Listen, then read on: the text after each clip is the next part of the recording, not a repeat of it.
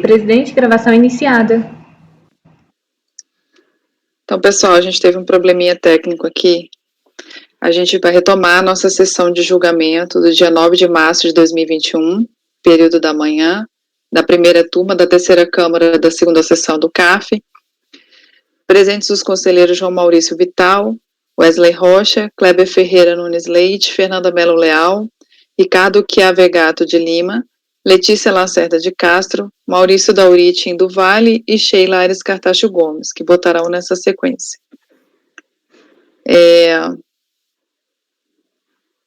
A gente estava no item 8 da pauta, processo Clube Esportivo Bento Gonçalves, relatoria da doutora Letícia. A doutora Letícia fez a leitura de todo o relatório votou por dar parcial provimento ao recurso para excluir do lançamento as contribuições relativas à retenção da empresa Turismo Casagranda Limitada.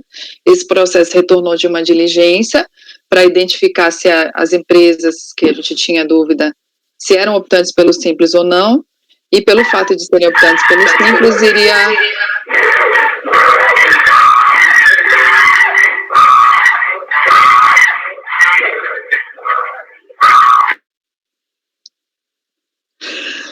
iria implicar na exclusão delas do lançamento, tendo em vista os precedentes que a doutora Letícia citou aí, que a gente tem repercussão geral, né?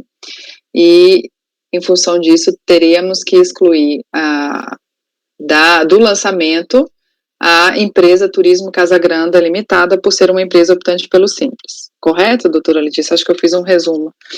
E as demais questões a empresa não questionou especificamente, então ficou em litígio só essas duas empresas que a empresa citou, e da diligência restou confirmado somente a Turismo Casagranda Limitada como optante pelo Simples. Alguém tem algum questionamento? Então eu vou colocar em votação. Doutor João, como vota? Eu acompanho. Parabéns, doutora Letícia, pela objetividade do seu voto. Doutor Wesley? Acompanho. Doutor Kleber? Acompanho. Doutora Fernanda? Acompanho, presidente. Doutor Ricardo? Acompanho o relatório. Doutor Maurício?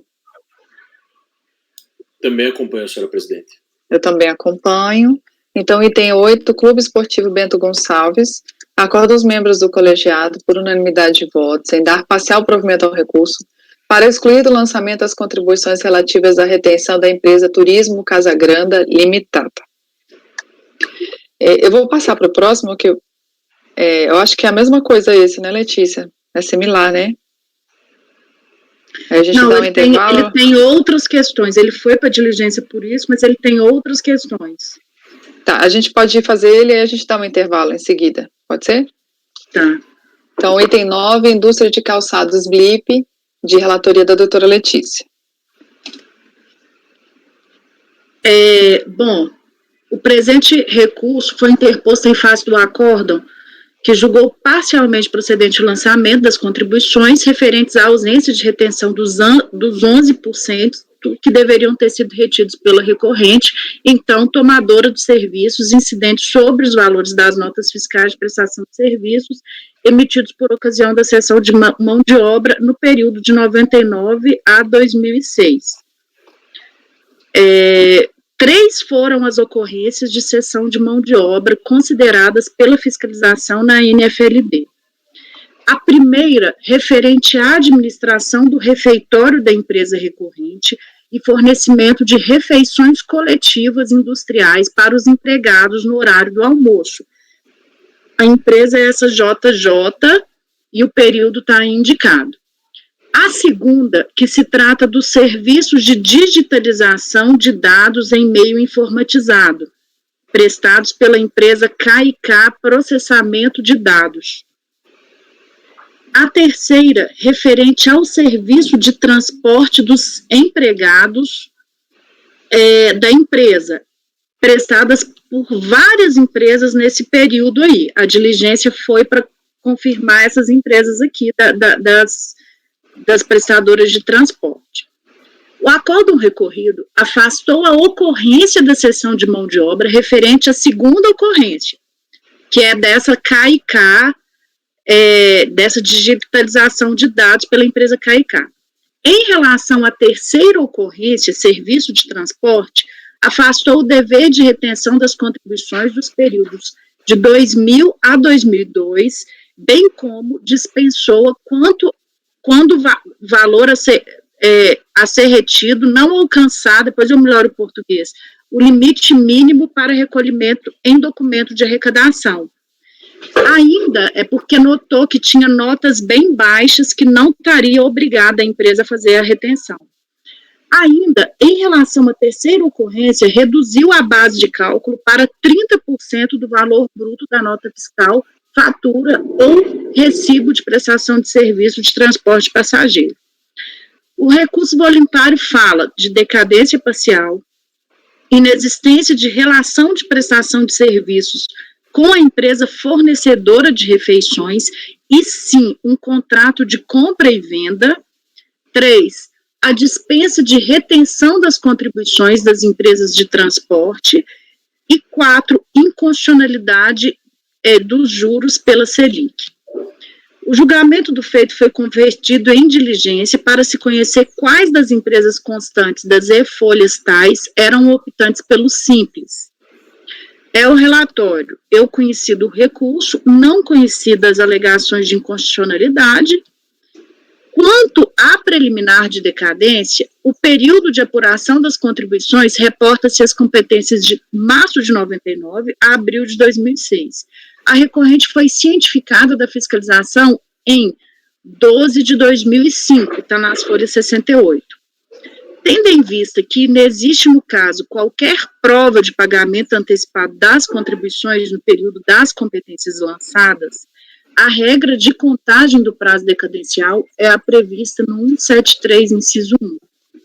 Consigno que, para fins de aplicação da regra decadencial do 150, relativamente às contribuições previdenciárias, caracteriza pagamento antecipado o recolhimento, ainda que parcial, do valor considerado como devido pelo contribuinte na competência do fato gerador a que se referir a autuação, mesmo que não tenha sido incluído na base de cálculo desse recolhimento, parcela relativa à rubrica especificamente exigida no auto. Todavia, deixei de aplicar essa regra decadencial, a rigor mais benéfica para o contribuinte, já que não existe nos autos qualquer remissão quanto a pagamento de contribuições pela recorrente nas competências em que deveria ocorrer a retenção. Ou seja, eu entendi que era ônus dela ter apresentado isso. Portanto, com fundamento no 173.1, reconheço a decadência das competências de março de 99 a 12 de 99, na medida em que o fisco teria até 31 de 12 de 2004 para proceder ao lançamento tributário. No mérito, em relação à alegação de que inexistiu prestação de serviços entre a empresa fornecedora de refeições e a recorrente, e sim um contrato de compra e venda, afigurando-se inverossível a premissa da ocorrência de cessão de mão de obra, observa-se que a recorrente juntou o contrato, está nas folhas 103 a 106, identificação da empresa fornecedora e ou prestadora de serviço de alimentação, emitida pelo Ministério do Trabalho, folha 107, e notas fiscais de folha 109 e 110.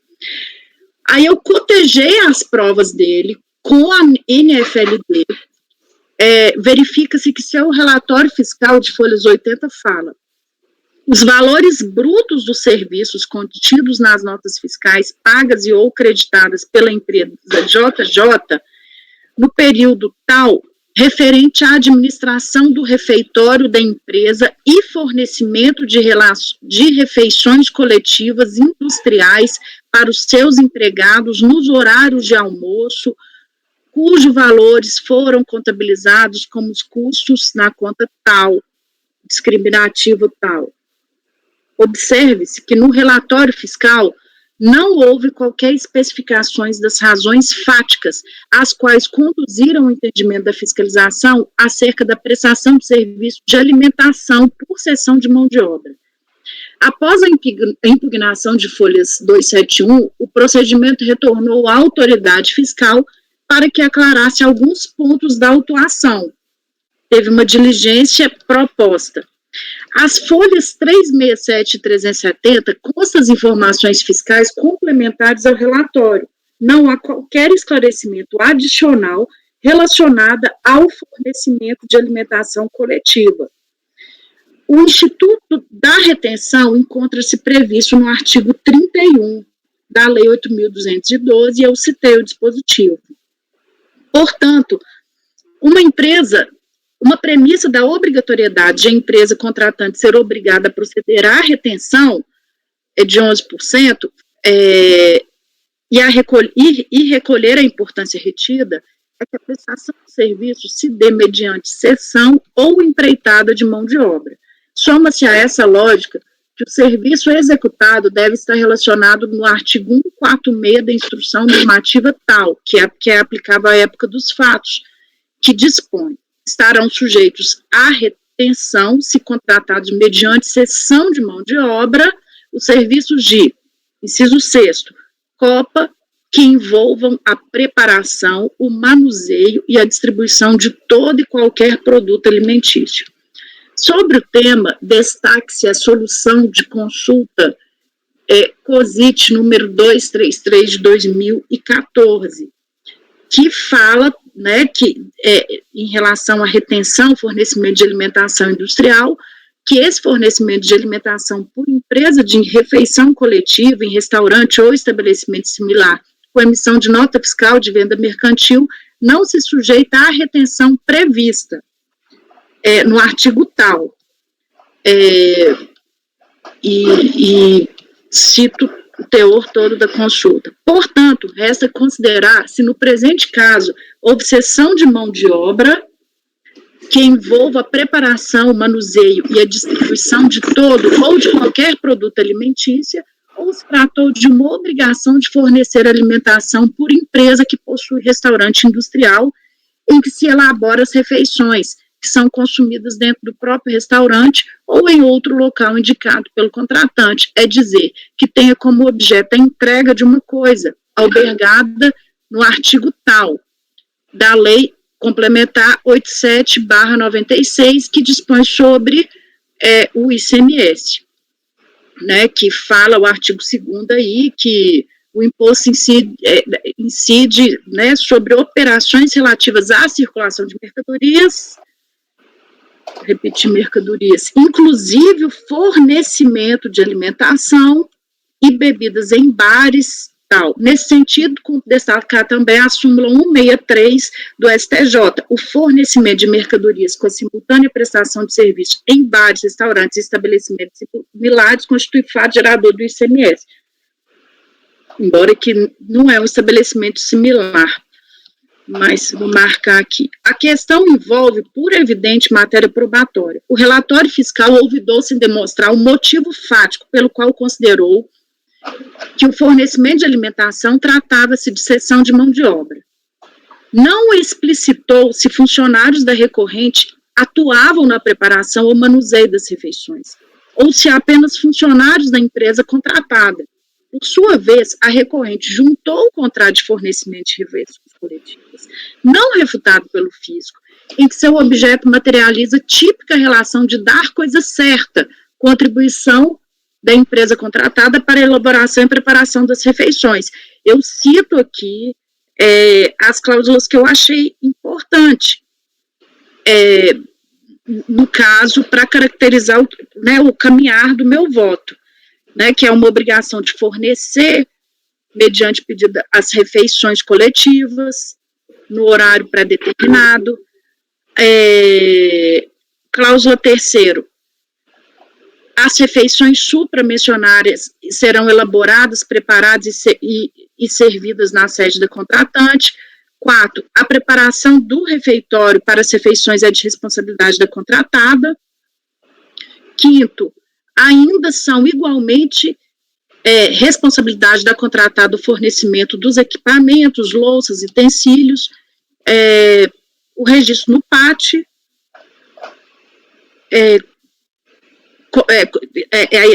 que tem registro no PAT, o número, nessa senda, infere-se do contrato a definição do preço por refeição, fixou o preço, juntou nota fiscal com a discriminação das refeições. Então, conquanto investido de presunção de veracidade, encontra-se ausente na NFLB, seu relatório complementar qualquer explicitação acerca da autuação quanto ao fornecimento de refeições coletivas. O fato de serem fornecidas em relatório da recorrente, por si só, não é hábil em considerar seguramente a cessão de mão de obra. No presente caso, inexiste elementos fáticos para se proteger uma racional presunção da ocorrência da cessão de mão de obra. Então, eu vou... Já está terminando aqui, nesse sentido, ainda em matéria de carga probatória, entendo que o contrato e o documento fiscal são hábeis a demonstrar a ocorrência de um fornecimento de alimentação por empresa de refeição coletiva, em restaurante ou estabelecimento similar. Repito, no presente caso, entendo ser suficiente essa prova, tendo em vista que não há qualquer elemento na autuação que especifique de forma segura o motivo de essas refeições fornecidas não se tratarem de fornecimento. O que eu quis dizer é o seguinte, eu não acho que o fisco deveria provar, com farta prova isso, ele deveria ter pelo menos discriminado isso no relatório fiscal. E que nesse jogo probatório, então, eu entendo que a recorrente provou essa situação. Quanto ao transporte de passageiros, o acordo recorrido deu parcial provimento para excluir as bases de cálculos do levantamento referente ao período tal, em função do disposto nessa instrução normativa, né, que já excluía a retenção de determinados períodos. A partir de 1º de setembro de 2002, entendeu a DRJ que a recorrente estaria obrigada a reter as contribuições por força do artigo 142. Todavia, diversamente desse fundamento, entendo que a recorrente estava obrigada a reter os 11% a título de contribuições sociais dos prestadores de serviços de transporte optantes pelo Simples, mesmo em períodos posteriores. Né? Então, aí eu cito a mesma coisa, aquele acórdão do STJ, aquele ato declaratório da PGFN. Por essas razões, devem ser excluídos do lançamento todos os levantamentos relativos à empresa prestadora de serviços que eram comprovadamente optantes do Simples Nacional, no período dos fatos geradores. As empresas são a seguir indicadas no relatório fiscal de folhas 80. Bom, transcrevo o relatório da diligência fiscal que confirmou o período em que as empresas estiveram incluídas no Simples. Então, basicamente, isso aqui está colorido, porque depois eu explico por quê. Basicamente, ela confirmou que todas estavam no período da autuação no Simples. Então, de fato, tem que ser eu voto por excluir essas contribuições, essa retenção. Em relação à alegação da recorrente de quanto às empresas prestadoras, Celso, Mecânica e Chapeação, aí eu vou falando CNPJ, e Transportes Buniker, que elas estariam dispensáveis da retenção nos termos do artigo 148 da instrução normativa tal, a saber, essa instrução normativa fala que a empresa estaria dispensada de efetuar quando a contratada não possui empregados, o serviço for prestado pessoalmente pelo titular ou sócio, e o seu faturamento no mês anterior for igual ou inferior a 2 vezes o limite máximo do salário de contribuições. E fala que, para comprovação dos requisitos previstos no inciso, a contratada apresentará à tomadora declaração assinada por seu representante legal sobre as penas da lei, de que não possui empregados e o seu faturamento no mês anterior foi igual ou inferior a 2 vezes o limite máximo do salário. Ressalte-se que a recorrente juntou as declarações dos proprietários dessas empresas, atestando que os serviços eram prestados pelos próprios sócios titulares e que o faturamento mensal era inferior a 2 vezes o limite máximo. Todavia, conforme o entendimento do acordo recorrido, os requisitos do artigo, eles são cumulativos, ou seja, a empresa contratada ela não pode possuir empregados, tem que ter a soma. No caso, não houve o cumprimento da integralidade desses requisitos pela declaração, eis que as mesmas se olvidaram em mencionar que a contratada possui ou não empregados, ou seja, não é nos termos da lei, foi uma declaração incompleta. Portanto, quanto a essas empresas, fica mantido o lançamento. E essa questão de que nas empresas deveria, por fim, registro que é o contrário do sustentado, de que deveria haver a reforma do acordo para alterar a base de cálculo de retenção de contribuições para 30%, eu cito aqui falando que o acordo recorrido já deu. Então, por essas razões, eu deixo de conhecer a alegação de constitucionalidade, reconheço a decadência das competências de março de 99 e dezembro de 99, e no mérito voto por dar parcial procedência ao recurso para excluir do lançamento as redações das contribuições sobre fornecimento de alimentação coletiva e de prestação de serviço de transporte das empresas optantes pelo Simples. Por que eu coloquei isso aqui colorido aqui, né, nessa página aqui 7 do voto? É porque essas empresas, Transportes Bunic, com esse CNPJ, Mecânica e Chapeação BL, por exemplo, e essa Celso Ruckert, essa primeira indicada, elas, pelo CNPJ aqui delas, elas estão no Simples, no entanto, a recorrente utilizou essas 3 empresas para tirar o dever de retenção como se elas estivessem incluídas nesse artigo 148 dessa instrução normativa, entendeu? Tanto é que essas 3 empresas juntaram a declaração para falar que não precisava, só que elas estão no Simples. Então, eu entendo que eu não tenho que dar mais do que foi solicitado, embora a realidade fala que é simples. Então, eu submeto essas questões aí para ser apreciado.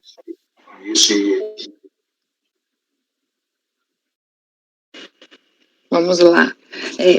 Primeira questão que eu tenho em relação à decadência, eu acho que a competência 12 de 99, ela não entra, seria até a 11 de 99, porque a 12 vence em janeiro, então o exercício seguinte seria 31 de 12 de 2005, não 31 de 12 de 2004.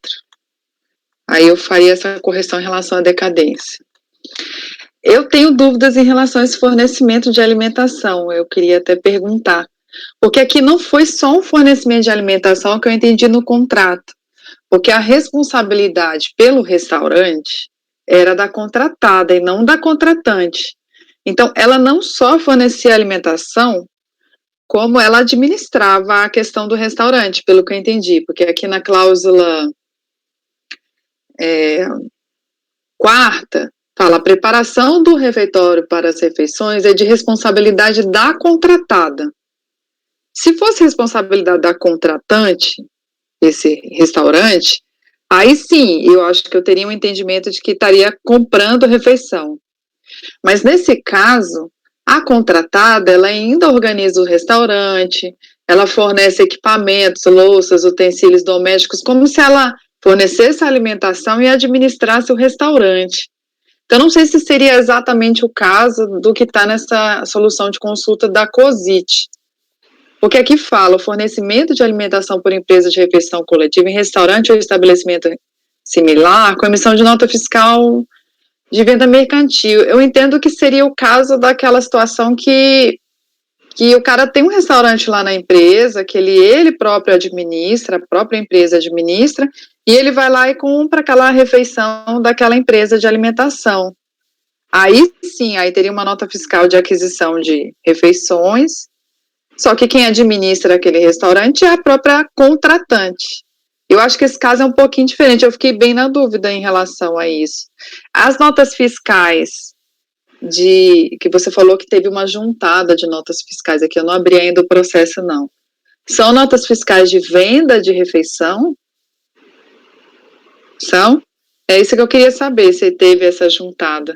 Então, sim, o próprio auditor fiscal juntou notas fiscais e juntou o contrato. Você tem a folha aí, João, das notas? Peraí. Eu só lembro que era assim, por X refeições. 111 seguintes. 111, tá. Eu vou passar a palavra para o doutor João, né? O doutor João pediu, pode complementar aí. Eu estou sem acesso a... Desculpa, doutor João, se eu te interromper, que eu estou sem acesso ao segundo voto aqui, eu não consegui acessar ele. Tem como me enviar, Letícia, por gentileza?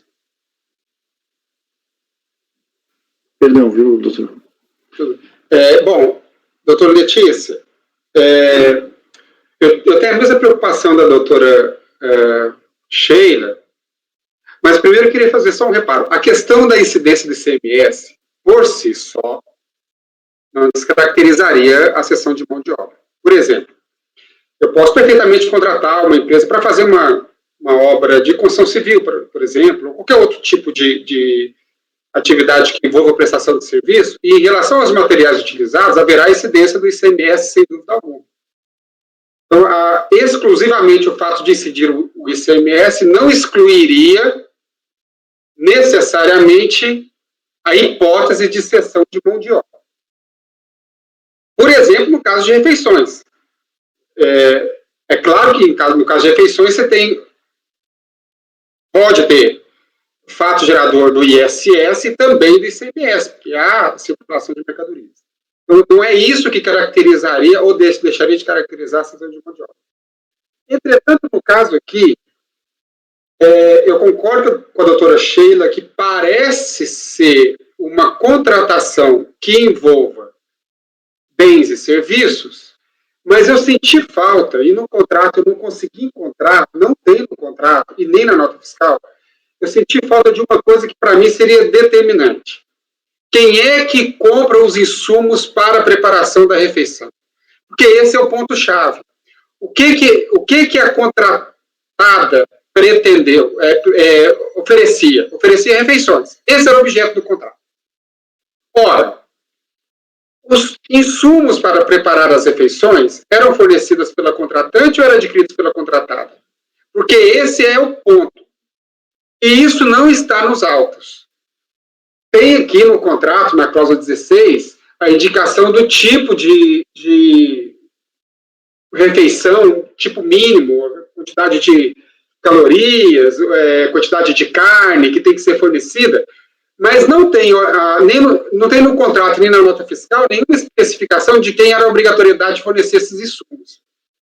E eu entendo que, nesse caso, caberia ao auditor fiscal comprovar que esses insumos eram adquiridos pela contratante para que a contratada apenas preparasse as refeições.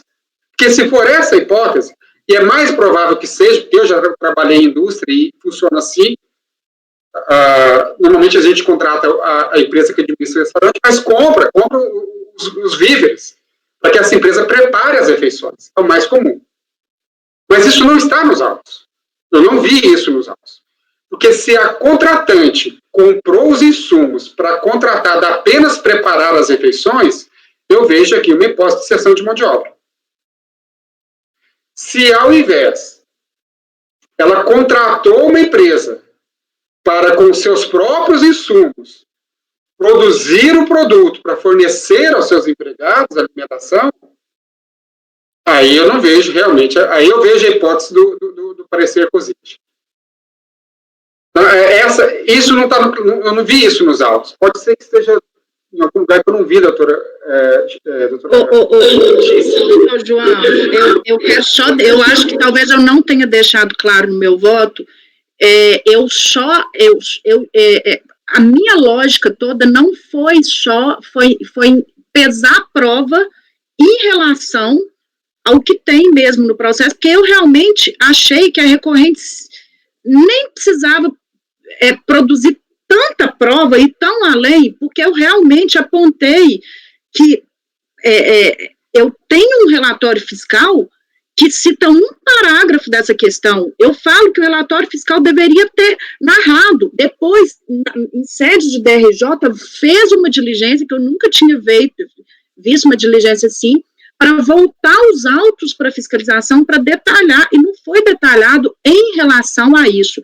Então, o que eu falo? Eu, inclusive, acho que se eu tivesse diante de um relatório fiscal detalhado, eu não tenho a menor dúvida que eu deveria ter todas essas provas. No voto eu falo, olha, Eu estou falando aqui diante da simples alegação desse parágrafo do relatório fiscal, que eu entendo que ele provou. Só uma questão então, em relação mais ou menos ao João. Nesse parágrafo da NFLD, né, que fala da questão da refeição, ele cita uma conta contábil chamada consumo de mantimentos. Talvez a resposta para o que o doutor João perguntou esteja aí, né? Pode ser que nesse consumo de mantimentos esteja a aquisição dos insumos para a refeição. Agora, se nessa conta não tiver nenhuma aquisição de insumo, então dá a entender de que realmente foi comprada a refeição. Ele cita essa conta 3101007006. Porque para mim, ele qualificou, ele falou, ele entendeu, pelo que ele viu, que houve uma administração do refeitório. E aí, por isso, estaria enquadrado e fornecimento de refeições coletivas. Ele não entendeu... Aqui, a razão da conta está na folha 121, doutora Sheila. 121? Tem aqui as compras o que parece ser os insumos, né? Porque açougue, cooperativa, não sei o quê. Aí acho que por isso que o fiscal entendeu que há uma administração, né? Ele está administrando o refeitório. Que esse preço não é o preço da refeição, mas o preço que está sendo cobrado pelo preparo, né? Tem muita nota fiscal de mercado aqui.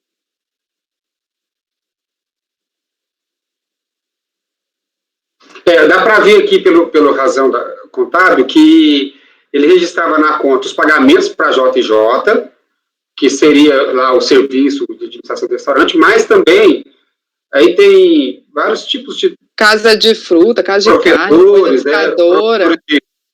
provedores aparentemente de alimentos, né? Deve ser, que tem aqui mercearia, supermercado, cooperativa, macro atacadista, mini mercado, açougue, mercados, arte. Doutora Letícia, eu não tinha visto esses detalhamentos, embora eu sinto falta do relatório fiscal de narrar isso, com base na demonstração de que a empresa adquiria isso, eu vou mudar meu voto em relação a essa questão apenas.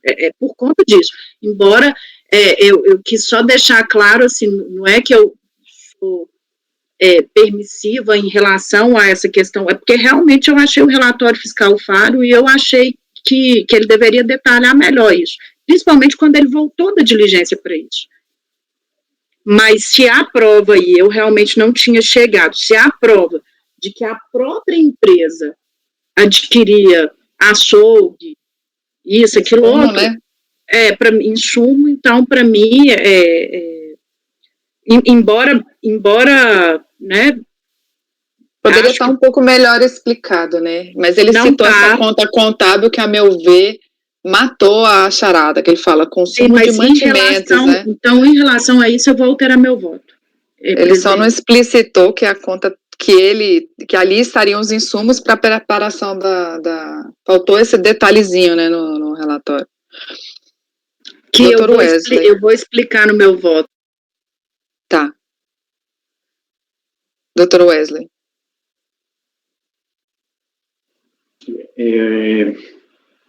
Eu acho que a dúvida do doutor João, vocês estão me ouvindo, que está caindo tudo aqui? Estamos ouvindo. Tá. É pertinente, né, porque, veja só, você tem a possibilidade, acho que nós tivemos a oportunidade de discutir aqui sobre uma possível terceirização do serviço, não sei se o doutor João vai lembrar, o doutor Alexandre, tivemos um processo bem longo, né, de produção da alimentação, o que seria dentro ou fora do próprio estabelecimento, enfim, e acho que é pertinente porque se você contrata, por exemplo, um chefe de cozinha, né, que vai produzir alimentação com, obviamente, a aquisição pela própria empresa que está contratando um serviço de cozinheiro, por exemplo, né? Então é importante essa estancar essa dúvida, mas eu não sei se de repente dá para concluir só pelas notas que foram juntadas, né? Talvez eu teria que dar uma olhadinha aqui, porque eu acabei chegando atrasado no processo, não tive acesso aqui. Doutor Wesley, está nas folhas 121 a 136. São as provas que o auditor juntou aos autos, que na verdade é o registro contábil das compras não dá para dizer o que comprou, mas dá aqui, ó, mini mercado, açougue, panificadora, são as coisas que ele registrava para comprar para o restaurante. Inclusive os próprios pagamentos para a JJ. Tem contrato juntado aqui também.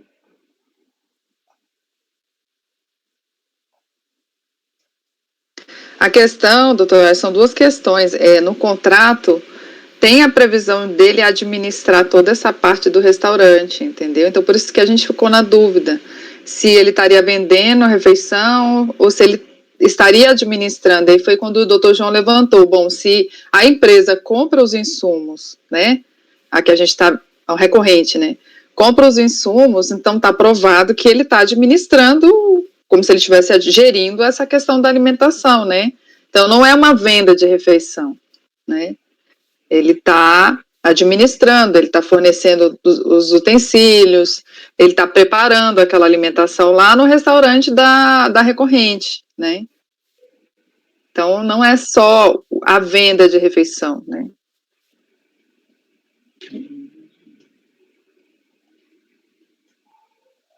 Entendeu, doutor Wesley? Estou tentando entender aqui. Essa aí parte falou sim. Aí a doutora Letícia, ao que eu entendi, está pretendendo mudar o voto para entender que realmente houve uma cessão de mão de obra aí e excluir a questão das empresas optantes pelo Simples e reconhecer a decadência de 3 de 99 a 11 de 99, não é isso, doutora? É que eu sinto falta aqui da... deixa eu ver. Relatório, tá no relatório, sim. Apesar de ser um parágrafo sucinto, ele colocou que a empresa administra, né? É como se estivesse administrando um restaurante. O relatório está bem, assim, curto. Está sucinto, mas eu entendo que está descrito, né? Ele fala referente à administração do refeitório da empresa e fornecimento de refeições coletivas para os seus empregados. Eu realmente, no início, por não ter esse hábito de a planilha tal, eu entendo que está satisfeito. Mas, embora, para mim, ele deveria ter explicitado as razões, sem dúvida. Mas eu entendo que, ao indicar agora que você citou, doutora Sheila, para mim está suficiente para manter o lançamento. Engraçado, eu estava convicta que não, mas mudou tudo a planilha. Desculpe estragar seu voto, doutora Letícia. Mandar um WhatsApp para você elaborar essa parte.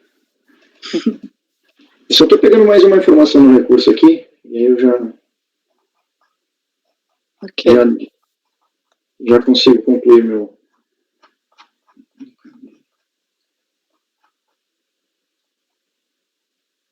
Eu trabalhei numa indústria e a gente fazia exatamente isso. E uma das coisas que eu fazia era tomar conta do restaurante, assim, fazer essas compras aqui, né? Para a empresa preparar lá no restaurante, tinha um restaurante local. Há a possibilidade nesse caso aqui, relatora, de ter ocorrido, por exemplo, somente porque eu posso fazer uma administração financeira de compra e depois repassar na nota para que eu seja ressarcido. Pode acontecer também, né? Ou isso seria... Mas ele não alega isso no recurso. Ele poderia alegar isso. Não, mas se fosse assim, a contabilidade estaria errada aqui, né? Não seria isso. Aí teria que registrar o passivo, o nome da empresa JJ, com esses adiantamentos que essa empresa teria feito em tese, como diz o tese, e depois teria que liquidar o passivo. Aí é outro registro. Só tem uma folha aqui nessas argumentações, né? Das refeições. Ok.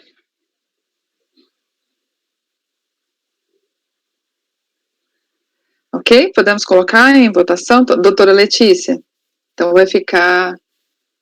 Tem outra questão, presidente, desculpa interrompê-lo. Então, em relação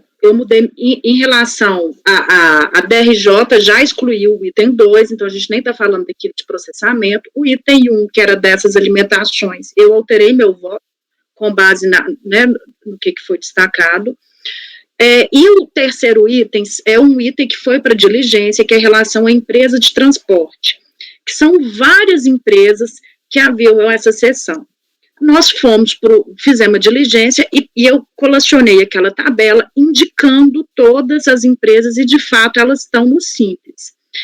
Todavia, a recorrente sustenta que as empresas do Simples não devem ter retenção, ok? E quanto a 3 empresas, que eu citei ali sucessivamente no voto, elas não deveriam ser obrigadas a recolher, porque elas não tinham funcionários, porque elas não faturavam tanto, e elas juntaram essas declarações.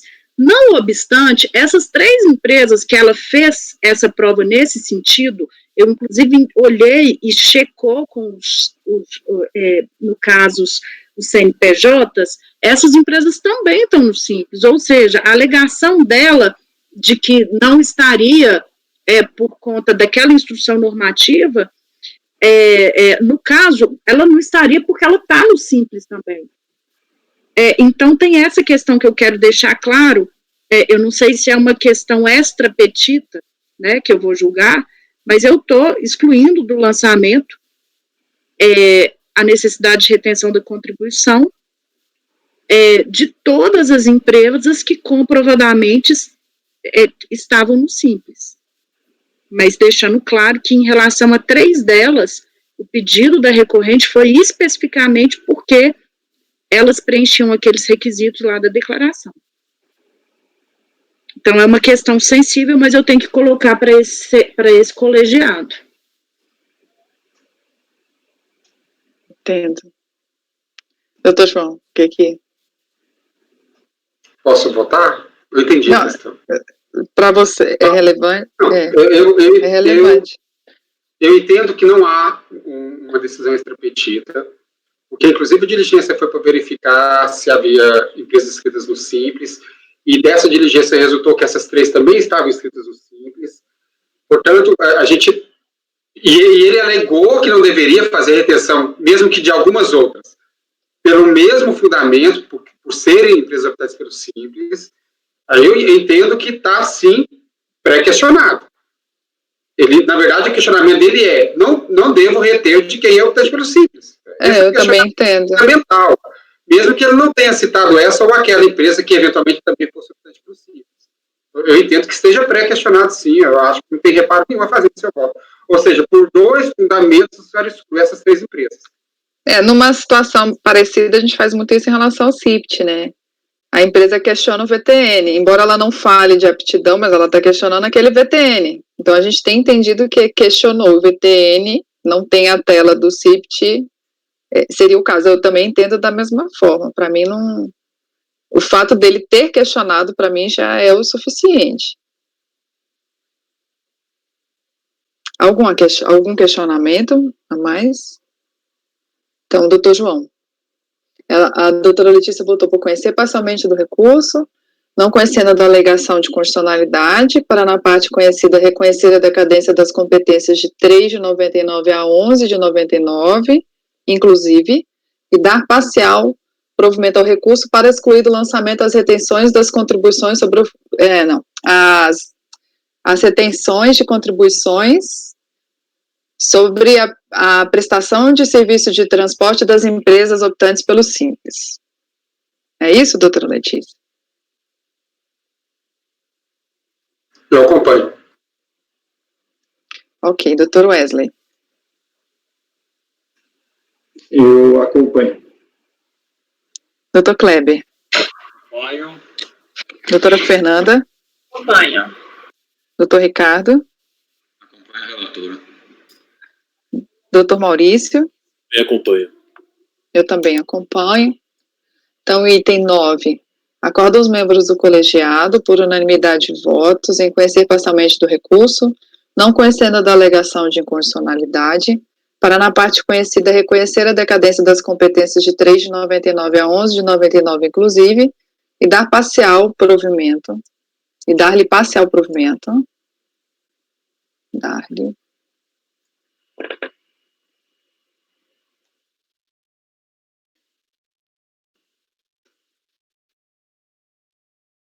Para excluir do lançamento as retenções das contribuições à prestação de serviço de transporte das empresas optantes pelo Simples. Acho que fica melhor excluir do lançamento as contribuições relativas à retenção das empresas optantes pelo Simples, né? Não é a retenção, é a falta de retenção. Que não houve retenção. Ele apurou a retenção, o fiscal apurou a retenção. É um levantamento de retenção. Ele apurou a não retenção. Ele apurou a não retenção. Isso, as contribuições relativas à não retenção? Não, basta dizer relativas às empresas optantes pelo Simples. Para excluir do lançamento as contribuições. As contribuições relativas às empresas optantes pelo Simples.